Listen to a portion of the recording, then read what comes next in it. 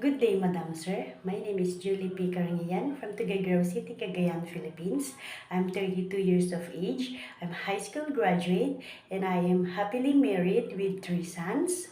Their age, 12 years old, 5 years old, and 3 years old. My working experiences are I work for 2 years here in the Philippines as a housemaid taking care of elderly.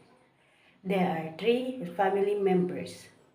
I do cooking, cleaning the house, car washing, mopping, and some other house chores from year 2018 to 2020.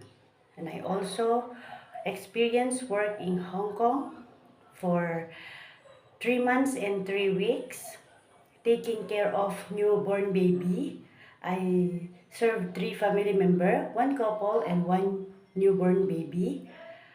I'll do feed baby, changing diaper, and also cooking, cleaning the house, and some house chores. I want to work in Hong Kong for the future of my 3 sons and to earn money.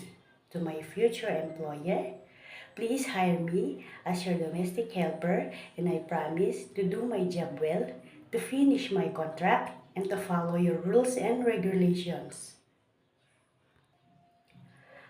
I'm honest and I am trustworthy and hard working. Thank you and God bless.